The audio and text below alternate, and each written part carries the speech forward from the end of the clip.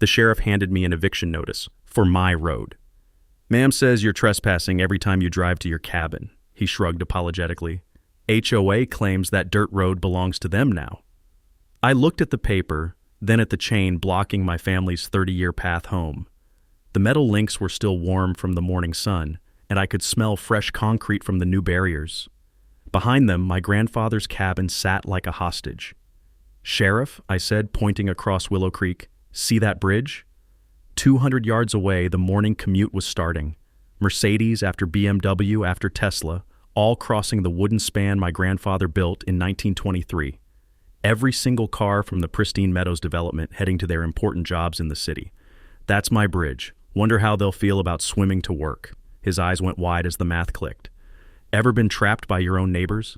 What state are you watching from? Drop your HOA horror stories." My name is Rex Donovan, and 3 months ago I thought my biggest problem was whether to use night crawlers or spinners for trout fishing. Boy, was I wrong. 52 years old, retired Army Corps of Engineers after spending 25 years building bridges in places where people kept trying to blow them up. I inherited my grandfather's 40-acre slice of paradise when he passed, cabin overlooking Willow Creek, enough timber to build a small town, and one very important piece of infrastructure that nobody bothered to put on any official maps. Grandpa Joe's Bridge, built in 1923 with hand-hewn cedar beams and the kind of craftsmanship that laughs at modern building codes. Every morning, the smell of aged timber mixed with creek mist would drift through my coffee steam as I watched the sun paint the mountains gold.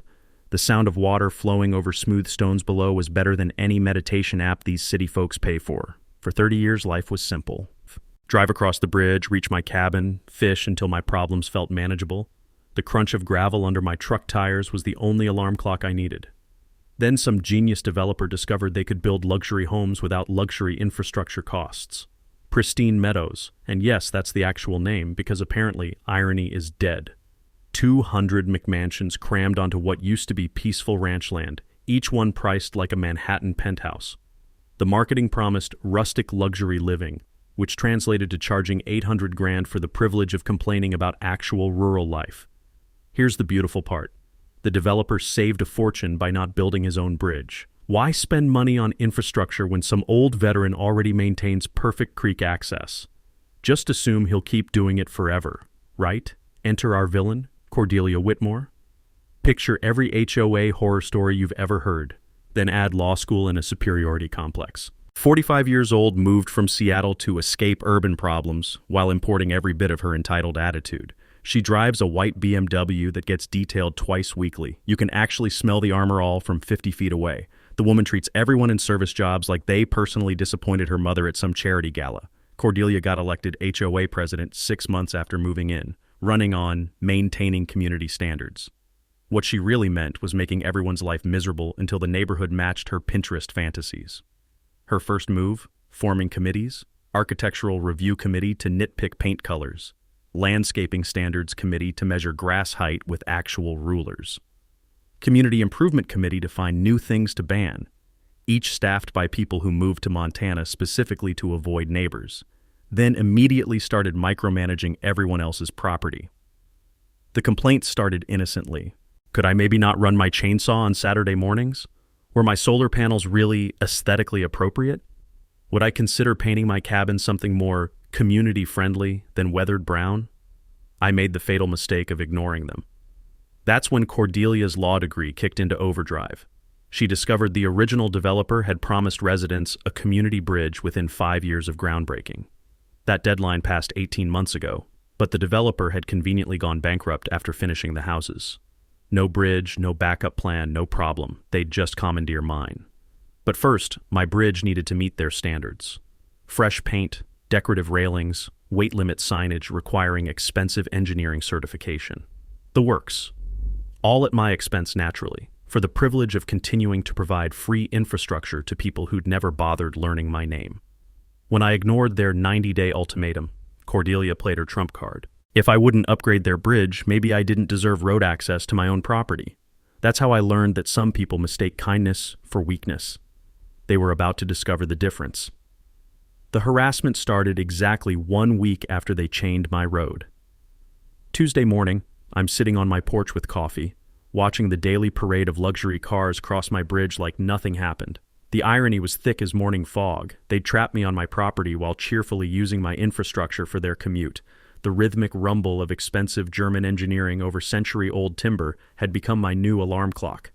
That's when Cordelia showed up with reinforcements.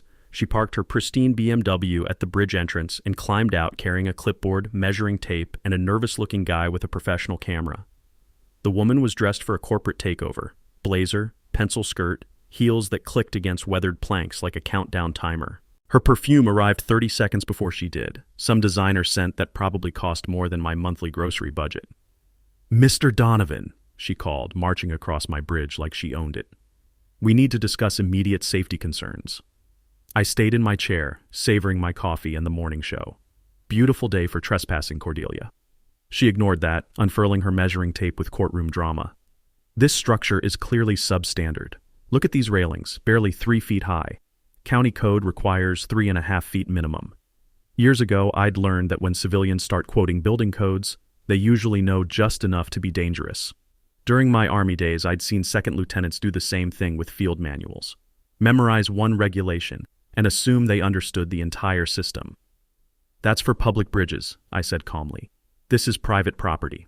"Used by the public," she snapped, while her photographer documented every nail and beam like he was gathering evidence for war crimes. "Which makes you liable for accidents. Do you have insurance for 200 families crossing daily?" The woman had clearly done her homework. Wrong homework, but homework nonetheless. She rattled off a list of violations: no lighting, no reflective markers, no weight limit signage, insufficient accessibility features. Her voice carried the confidence of someone who'd never actually built anything but assumed legal knowledge trumped engineering experience. That's when the solution hit me like inspiration often does. Simple, obvious, and absolutely perfect.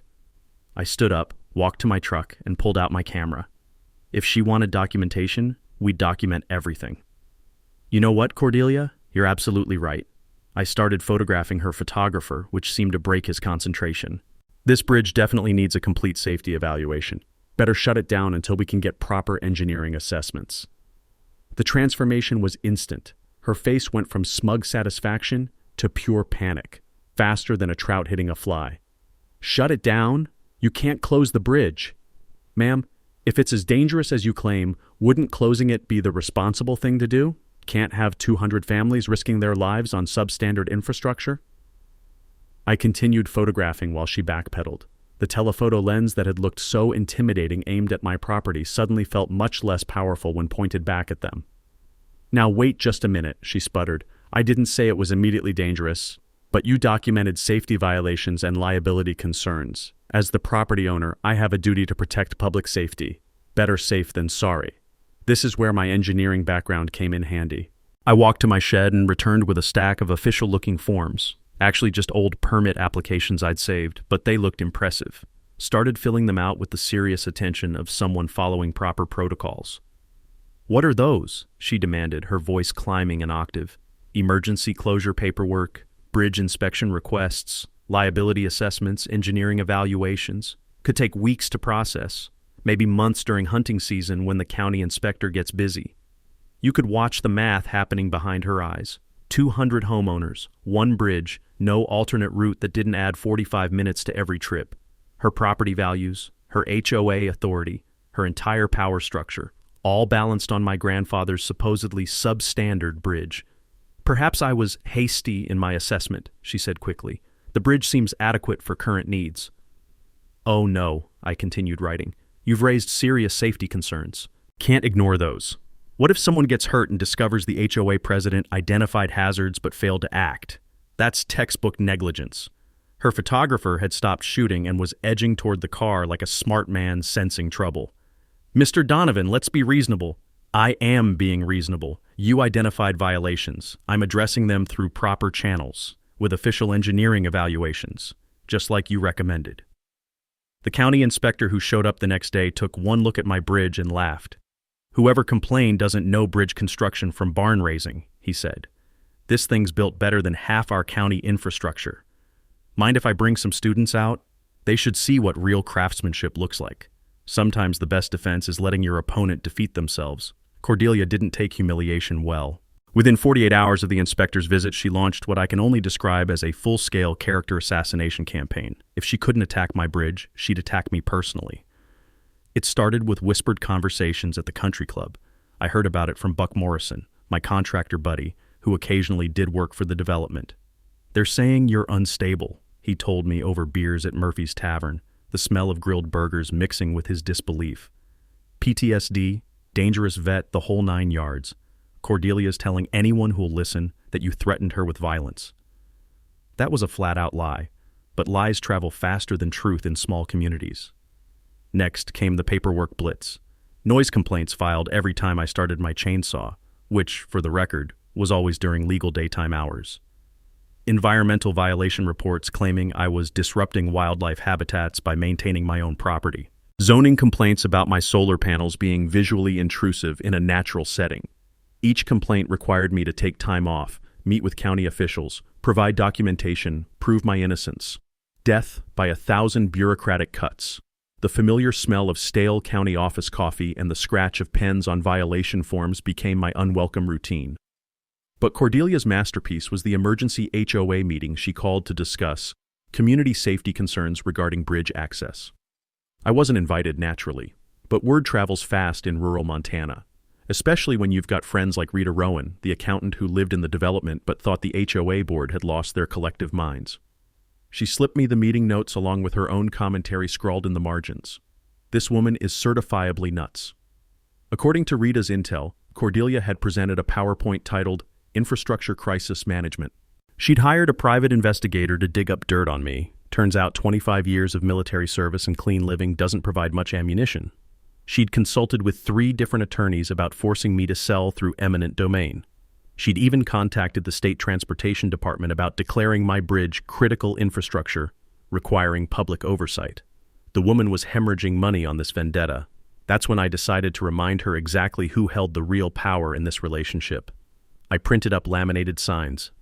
Private bridge, toll required, $5 exact change only. Set up a folding chair and a coffee can right at the bridge entrance. If they wanted to treat my bridge like a public utility, I'd start charging like one. The first morning was pure entertainment. I showed up at 6 a.m. with my thermos and camp chair, positioned myself where every commuter had to stop and pay.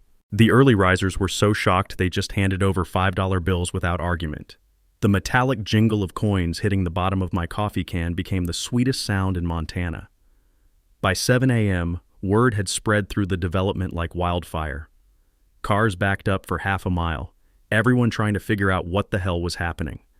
The symphony of frustrated horns echoing off the Creek Canyon was better than any revenge movie soundtrack. Some people tried arguing. "This is ridiculous! You can't charge us. I'll call the police." I just pointed to my perfectly legal signage and held out the coffee can. Private property, private bridge, private toll, don't like it. County road 20 miles south will get you where you're going. The beauty was in the math. Most residents could pay $5 or add 90 minutes to their commute. Economics won every time. Cordelia arrived around 8 a.m., face red enough to stop traffic. She slammed her car door with enough force to crack pavement, then marched toward me in heels that punched angry little holes in the bridge planking with each step. "This is extortion," she screamed loud enough to wake hibernating bears. "No, ma'am, this is capitalism. Private service, market rate pricing. You want socialized infrastructure. Should have built your own bridge. I'll have you arrested." "For what? Operating a private toll bridge on private property? Sheriff's already been by. Said it's perfectly legal as long as I post clear signage and don't block emergency vehicles. That last part was my insurance policy. Fire trucks, ambulances, police, they all crossed free. I wasn't trying to hurt innocent people, just make a point about respect and property rights." The system worked beautifully for 3 days. I collected over $800 while residents learned valuable lessons about taking infrastructure for granted. Some even started saying good morning, treating me like a human being instead of an obstacle. Then, Friday night, someone cut the support cables on the south side of my bridge. Professional job. Clean cuts designed to weaken structure without immediate collapse. The kind of sabotage meant to force emergency closure during rush hour. My security cameras caught everything. Masked figure in expensive hiking gear, working by moonlight with bolt cutters that probably cost more than most people's truck payments. Sunday morning, I was back in my chair, bridge repaired and stronger than before. When Cordelia drove up, I made sure to compliment her on that distinctive Rolex, the same one clearly visible in my security footage. The way her hands started shaking told me everything I needed to know. The vandalism was just the opening move. Monday morning brought something I hadn't expected: sympathy. Rita Rowan knocked on my door carrying a steaming casserole dish and wearing the expression of someone delivering bad news. "Rex, you need to know what happened at last night's emergency board meeting," she said, setting the dish on my kitchen table. The smell of her famous tuna noodle casserole filled the room, but her worried face told me this wasn't a social call. "Cordelia's lost her damn mind. She's convinced half the board that you're a dangerous extremist who's going to start picking off residents with a hunting rifle. She actually used the words domestic terrorist." I poured coffee while Rita explained how Cordelia had presented my toll booth as evidence of escalating antisocial behavior, how she'd hired a private security firm to monitor the bridge situation, how she'd contacted the FBI about potential threats to the community. "The woman's spending HOA money like it's water," Rita continued. "But here's the thing. She got 3 board members to vote for something called emergency infrastructure acquisition. They're planning to force you to sell." That got my attention. "How?"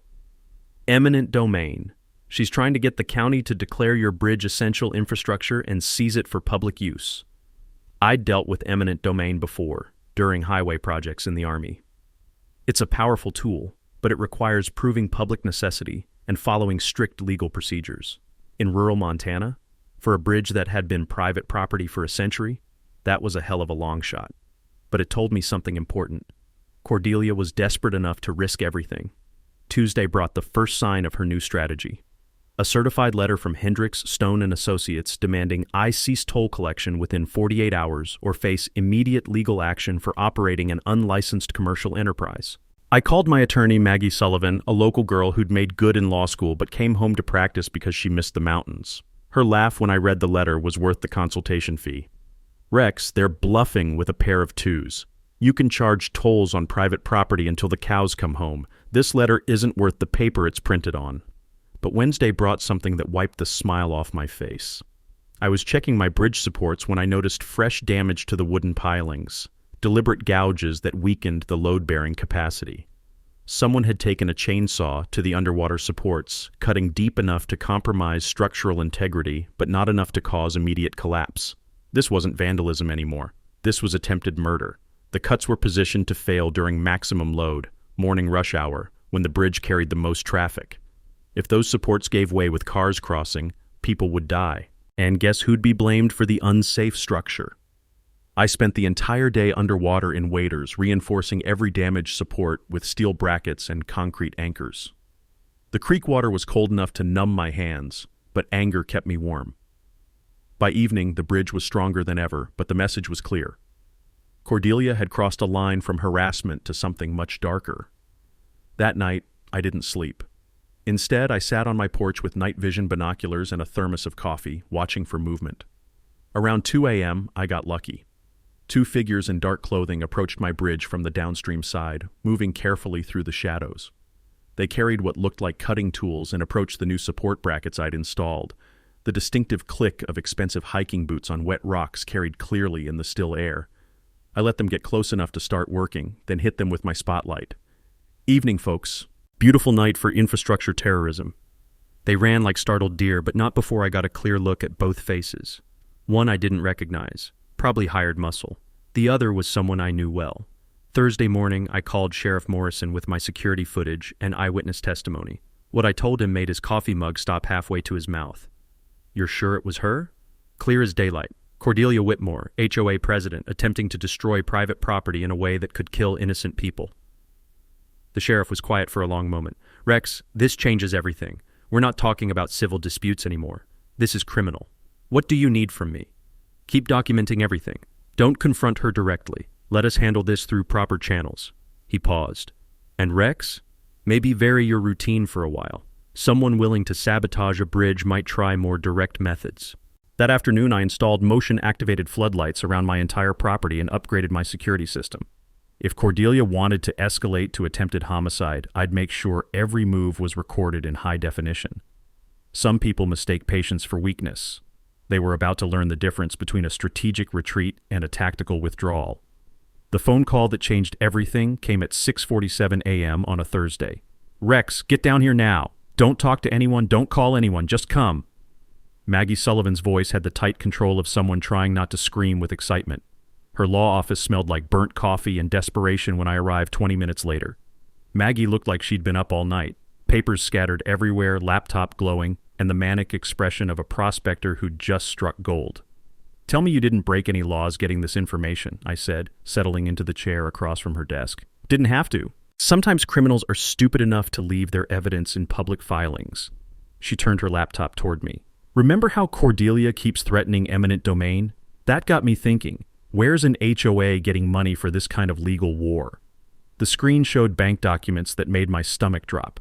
A construction loan for $2.3 million dated 18 months ago with Willow Creek Bridge construction listed as the primary purpose. "They borrowed money to build their own bridge," I said slowly. "Exactly. The bank required detailed engineering plans, construction timelines, the works. The loan was specifically secured against property values throughout pristine meadows." Maggie pulled up another document, her finger tracing a signature that made everything click. "And guess who personally guaranteed this loan with her Seattle properties as additional collateral?" Cordelia Whitmore's name stared back at me in black ink. "Here's the beautiful part," Maggie continued, scrolling through expense reports. "I requested HOA financial records through public disclosure laws. Want to see where that $2.3 million actually went?"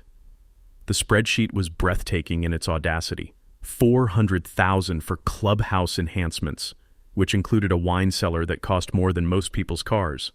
$200,000 in consulting fees paid to companies owned by board members' relatives. $300,000 for landscape architecture that looked suspiciously like personal garden makeovers for board members' homes. "How much went to bridge construction?" I asked, though the silence already gave me the answer. "Zero. Not one goddamn penny." The room felt like it was spinning. "So when our dispute affects property values?" "The bank can call the entire loan if home values drop 15% or more, which means mass foreclosure. 200 families lose their homes, and Cordelia loses everything she owns in Seattle." I leaned back, understanding flooding through me like ice water. That's why she escalated to sabotage. "Rex, she's not fighting about bridge tolls or property rights. She's fighting for her financial life. If this dispute continues, if negative publicity spreads, if property values drop even slightly, she faces personal bankruptcy and potential fraud charges." The implications hit me like a freight train.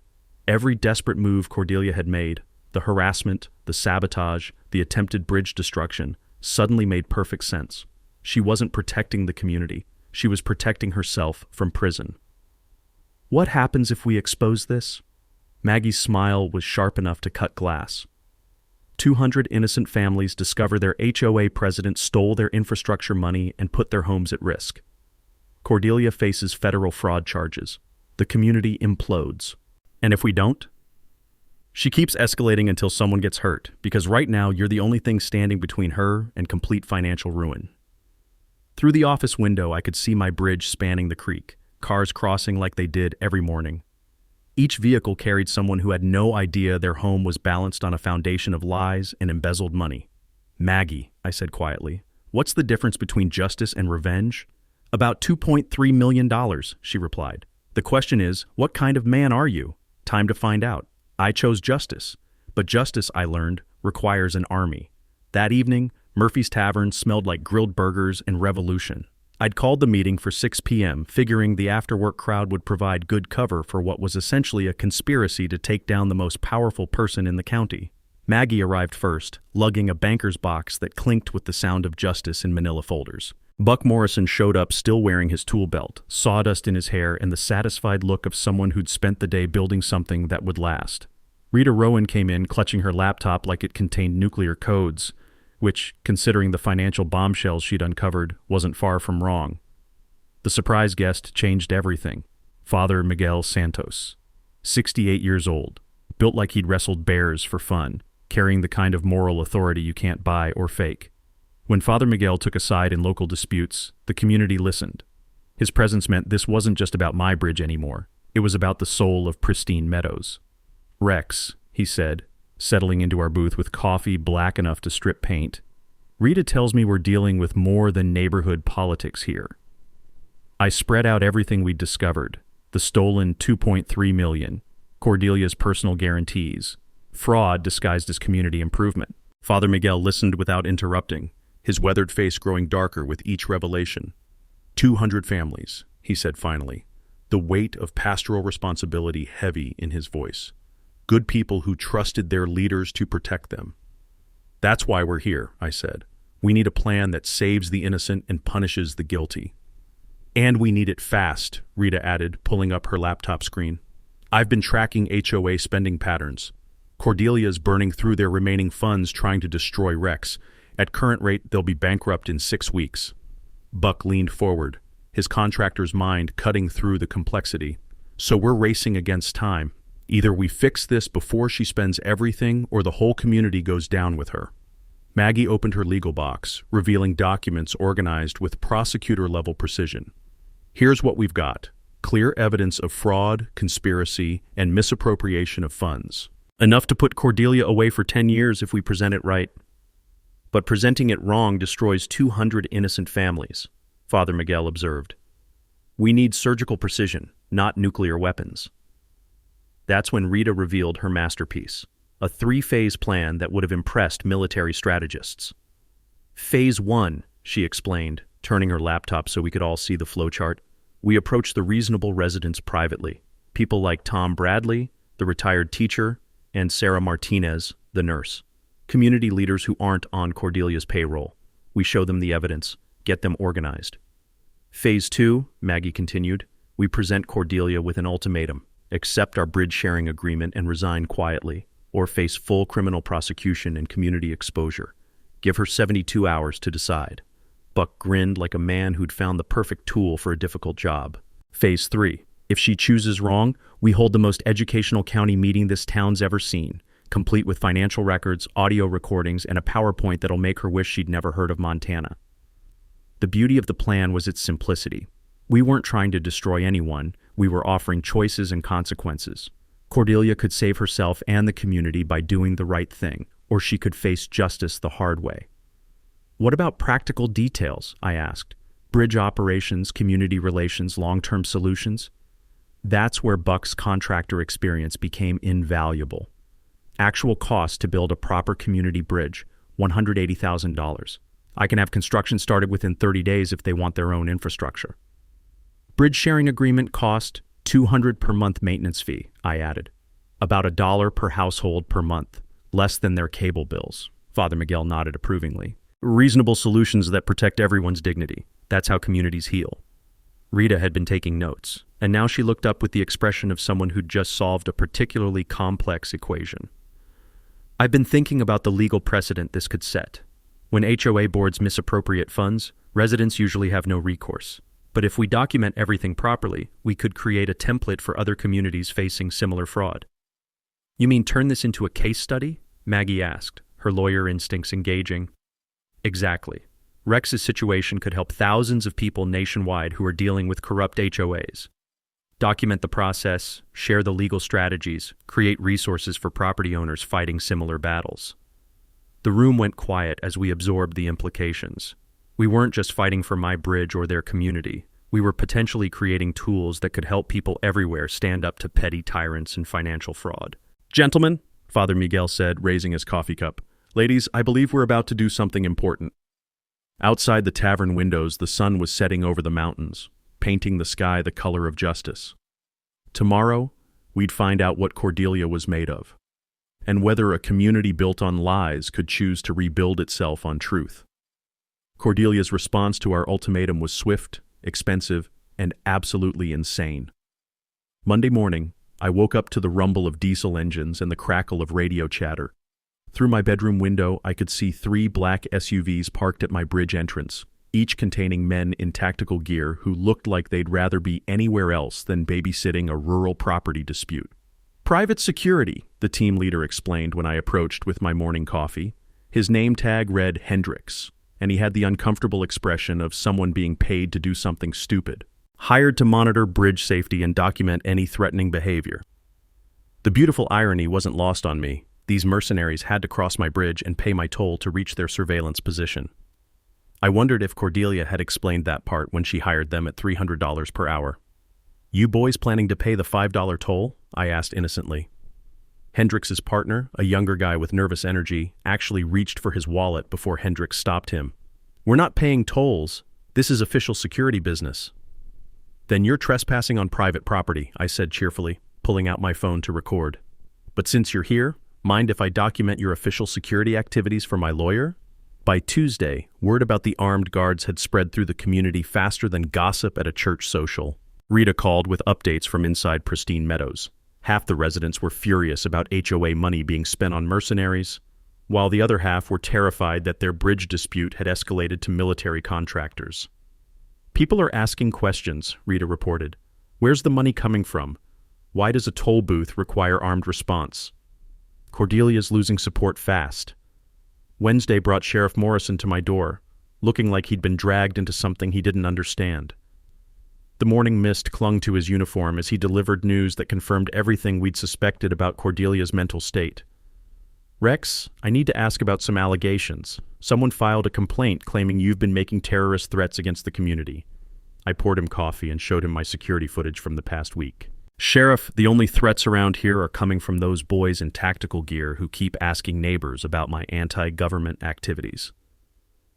He watched the recordings with growing disgust.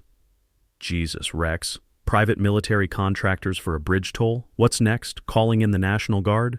Sheriff, I said, serious now. This woman's spending community money like she's preparing for war. That tells me she's either completely lost touch with reality or hiding something big enough to justify this expense. Thursday brought the most desperate move yet. Cordelia filed for an emergency restraining order claiming my toll booth constituted economic terrorism and posed imminent danger to community welfare. The hearing was scheduled for Friday afternoon, the same day as our community meeting. Maggie called it pure legal harassment. She's trying to get you arrested before you can present evidence. Classic desperate defendant behavior. But Thursday evening revealed just how far Cordelia had fallen into financial panic. I was doing my evening bridge inspection when I noticed fresh tire tracks in the mud below the supports. Expensive, all-terrain tires that belonged to vehicles way above my neighbor's pay grade. Someone had been accessing my bridge from underneath, during daylight hours when the security team should have been watching. Following the tracks led to something that made my blood run cold. Professionally placed explosive charges on the main support beams. Not enough to kill anyone. The charges were designed to create dramatic structural failure during low traffic periods, but enough to completely destroy my bridge and eliminate the evidence of everything that had happened. This wasn't amateur sabotage anymore. This was professional demolition designed to look like structural collapse. I called Sheriff Morrison immediately. Sheriff, she's moved to actual infrastructure destruction.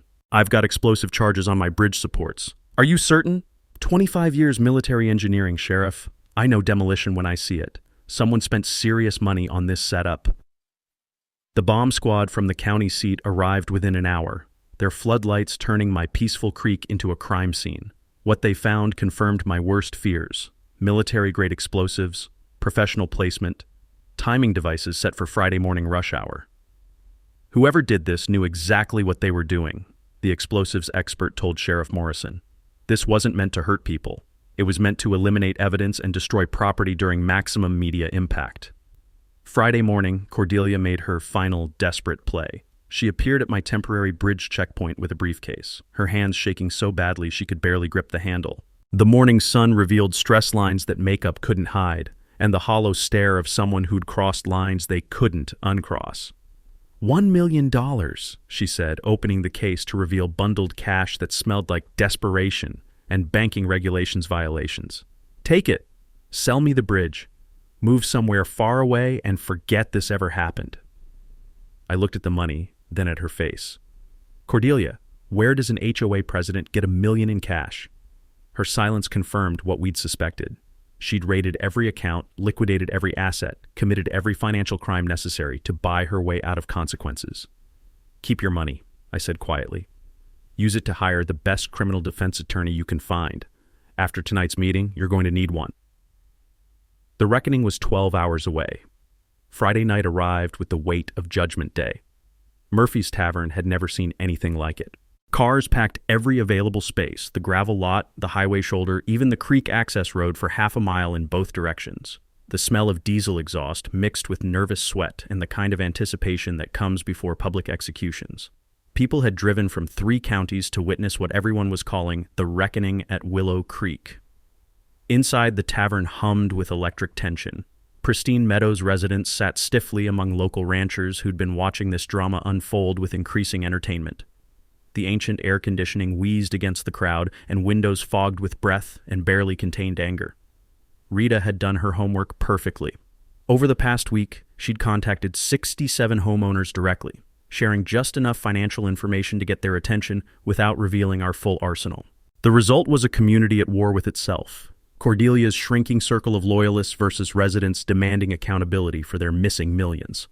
Cordelia arrived precisely at 7, flanked by 2 attorneys who looked like they billed more per hour than most people earned in a week. She transformed her usual power suit image into something more sympathetic.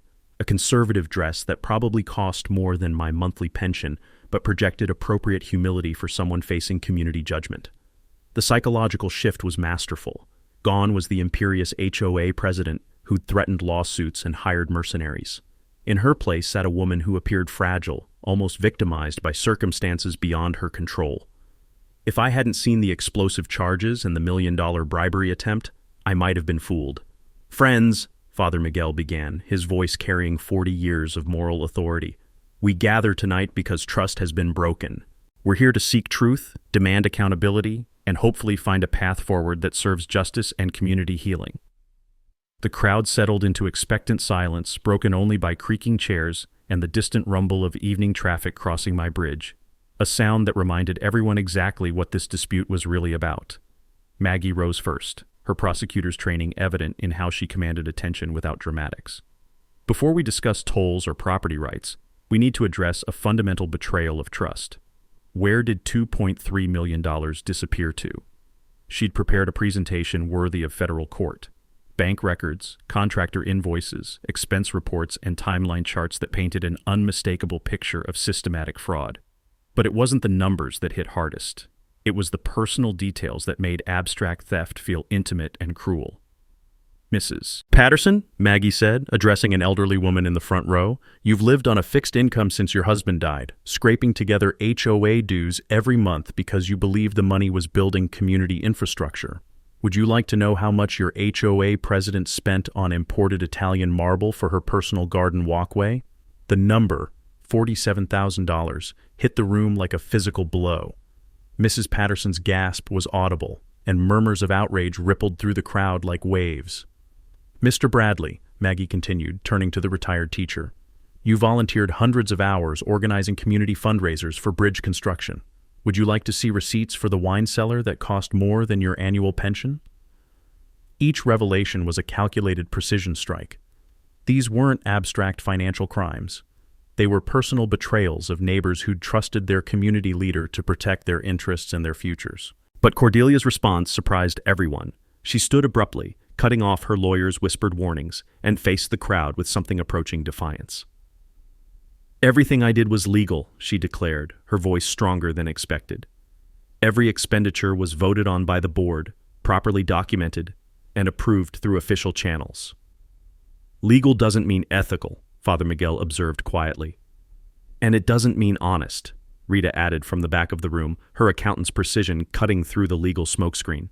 "You told these people their money was building a bridge. Instead, you built yourself a luxury lifestyle." That's when Cordelia played her final card, one I hadn't seen coming. "You want to talk about honesty?" she said, her voice rising with desperate anger. "Let's talk about Rex Donovan's extortion scheme. Let's discuss how he's held this entire community hostage, charging illegal tolls, threatening to destroy our property values, making our lives miserable because he can't accept that the world has moved beyond his grandfather's time." She turned to face me directly, and for the first time in months, I saw the real Cordelia. Not the polished HOA president or the desperate criminal, but a woman who genuinely believed she was fighting for progress against backward rural stubbornness. "This man has terrorized our community," she continued, gaining momentum from the crowd's shifting attention. "He's cost us hundreds of thousands in legal fees, destroyed our peace of mind, and threatens our property values every single day he operates that illegal toll booth." The room buzzed with confused murmurs. Some residents nodded agreement. They'd been hearing Cordelia's version of events for months. Others looked skeptical, remembering the financial evidence they'd just witnessed. I stood slowly, feeling every eye in the room focus on me. Time to end this properly. I stood slowly, feeling every eye in Murphy's Tavern focus on me like spotlights. The weight of the moment settled on my shoulders. Not just my reputation, but the future of an entire community hung on what I said next. Cordelia's right about one thing, I began, my voice carrying clearly in the dead silence. I have been charging tolls on my bridge, $5 per crossing, exact change only, clearly posted signage. Murmurs rippled through the crowd. Some Pristine Meadows residents nodded as if this admission proved Cordelia's accusations. But let me tell you what she's not telling you, I continued, pulling out my phone and connecting it to the tavern's sound system. About 3 weeks ago, Mrs. Whitmore visited my bridge with an interesting proposition. The audio quality was crystal clear. Modern phones record better than most people realize. Cordelia's voice filled the room, offering me $1 million in cash to disappear and forget this ever happened. The crowd's gasp was audible when they heard her admit to having access to that much liquid cash from HOA accounts. That recording was made yesterday morning, I said as shocked silence settled over the room. After someone placed professional explosives on my bridge supports, designed to destroy the evidence of everything that's happened here. Sheriff Morrison stepped forward from his position by the door, his expression grim. Ladies and gentlemen, I can confirm that we removed military-grade explosive charges from Mr. Donovan's bridge yesterday evening. The investigation is ongoing, but I think you deserve to know the stakes we're dealing with. The transformation in the room was immediate. Residents who'd been nodding along with Cordelia's accusations now stared at her with horror. Attempted murder changes how people view property disputes. But Cordelia wasn't finished. Her lawyers were frantically whispering warnings, but desperation had taken over from legal caution. "He's lying!" she screamed, loud enough to make glasses rattle on nearby tables. "That recording is fake. Those explosives were probably planted by him to frame me. This whole thing is a conspiracy to steal community property." That's when Tom Bradley, the retired teacher, stood up from his chair near the front. At 73, he commanded respect from everyone in the room, the kind of moral authority that comes from 40 years of teaching other people's children. "Cordelia," he said quietly, "I helped organize the fundraising committee for bridge construction. I personally handed you checks totaling $47,000 from community bake sales, car washes, and volunteer events. Where did that money go?" The question hit like a sledgehammer. These weren't abstract financial crimes anymore. This was neighbor stealing from neighbor community leader betraying the people who'd trusted her with their children's fundraising efforts. Cordelia's face crumpled as the weight of specific accusations replaced general denials. "Tom, you don't understand the complexity of municipal financing?" "I understand theft," he interrupted, his teacher's voice cutting through her excuses like chalk on a blackboard. "I understand lying to people who trusted you. I understand using community money for personal luxury while forcing us to depend on someone else's private property for basic access to our homes." That's when Father Miguel stood, and the room fell into the kind of respectful silence reserved for moments of moral reckoning. "Mrs. Whitmore," he said, his voice carrying the weight of pastoral authority, "this community gave you our trust, our money, and our faith in shared governance. In return, you've given us lies, theft, and now attempted violence. Is there anything you'd like to say to these people you've betrayed?" The question hung in the air like incense, heavy with the promise of redemption if she chose honesty, or damnation if she continued down the path of denial. Cordelia looked around the room, at faces that had once supported her, neighbors who'd believed in her leadership, friends who'd trusted her with their community's future. I watched her realize that there was no legal maneuver, no procedural trick, no amount of money that could undo the trust she'd shattered. "I never meant for it to go this far," she whispered, her voice barely audible over the tavern's ventilation system. "The wine cellar was supposed to increase property values. The landscaping was meant to attract new residents. Everything I did was for the community's benefit." "Using community money without community consent," Rita observed from the back of the room. "While lying about bridge construction," Maggie added, "and ultimately resorting to explosives and bribery," Sheriff Morrison concluded. The room buzzed with angry conversations as neighbors turned to each other, processing the full scope of betrayal. Some residents were crying, whether from anger, disappointment, or relief that the truth was finally exposed, I couldn't tell. That's when I played my final card. "Folks," I said, raising my voice over the crowd noise, "we can spend all night talking about what went wrong, or we can start talking about how to fix it. I've got a proposal that protects everyone's interests. innocent residents, community finances, and property rights. I pulled out the bridge sharing agreement Maggie had drafted, along with Buck's engineering assessment for community bridge construction. Option 1, we formalize a bridge sharing arrangement. $200 monthly maintenance fee split among all residents. That's $1 per household per month. I maintain the bridge. You get guaranteed access. Everyone wins. Option 2, the community builds its own bridge. Buck Morrison's done the engineering. Total cost $180,000. Construction time 6 weeks. You'd have complete control over your own infrastructure. Option 3, I continued, looking directly at Cordelia. We let law enforcement handle the criminal charges while the community decides its own future, without interference, from people who've proven they can't be trusted. The vote wasn't even close. 200 hands raised for option 1, community cooperation over continued conflict. As Sheriff Morrison approached Cordelia with handcuffs, she turned to me one last time. You won, she said simply. No, I replied. We all won. That's what community means. 6 months later, I was standing on my grandfather's bridge at sunrise, watching steam rise from my coffee mug while the mountains caught fire with golden light. And for the first time in years, everything felt exactly right. The changes started before Cordelia's handcuffs had stopped clicking. Within hours of her arrest, residents were organizing cleanup committees, financial oversight groups, and transparency initiatives that would have made government accountability advocates weep with joy. People who'd been strangers behind their gates suddenly became neighbors with shared purpose. Cordelia got 7 years federal prison for embezzlement and conspiracy, plus restitution requirements that would keep her broke until retirement. Her Seattle properties were seized to compensate the community, adding $1.8 million to the HOA Recovery Fund. Justice served cold, with a side of financial consequences. The new HOA board transformed Pristine Meadows overnight. Tom Bradley brought teacher's wisdom to the presidency, patient, thorough, and allergic to bullshit.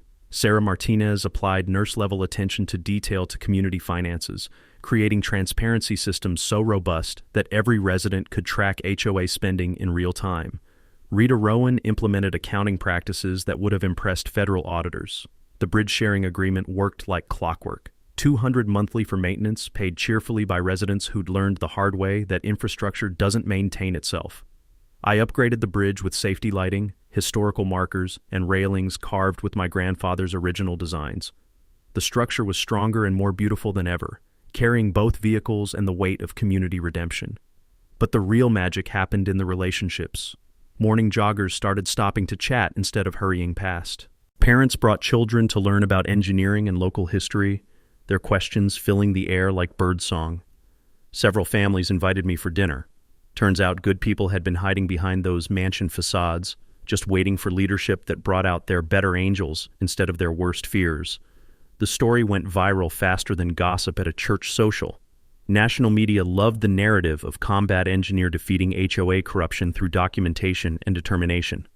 But the real impact came from ordinary people facing similar battles who reached out for advice, strategies, and hope.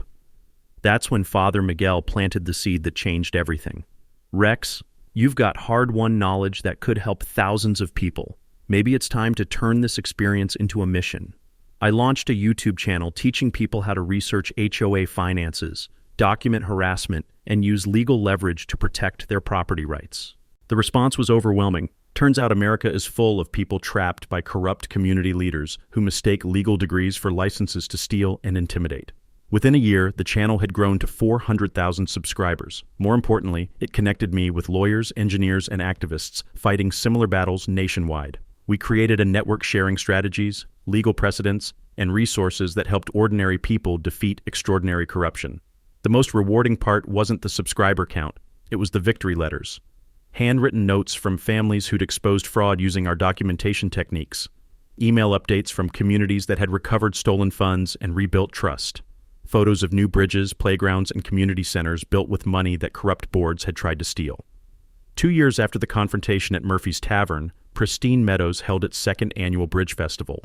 The event had grown from community healing into regional celebration, attracting families from 3 counties who came to enjoy music, food, and the rare sight of government actually serving people instead of screwing them. I stood on my bridge that evening, watching children splash in the creek while their parents shared stories and laughter, and felt my grandfather's presence in the solid timber beneath my feet. He'd built this bridge to connect communities, and it had done exactly that, just not in ways anyone could have predicted. The festival raised $32,000 for veteran education scholarships, because sometimes the best way to honor the past is to build a better future, one young engineer at a time. As the sun set behind the mountains, painting the sky the color of justice served, I pulled out my phone for one final message to my growing family of property rights warriors. Remember, folks, you don't have to take abuse from petty tyrants hiding behind HOA bylaws. Document everything, know your rights, and never let anyone steal what your family built. Share your HOA horror stories in the comments, and don't forget to check out our friends at Karen Stories for more tales of entitled neighbors getting their comeuppance. Subscribe for common sense solutions to uncommon corruption. Until next time, this is Rex Donovan reminding you that sometimes the best way to build bridges is to be willing to close them first. The creek gurgled its approval, and somewhere in the distance a loon called across water that reflected stars and possibilities.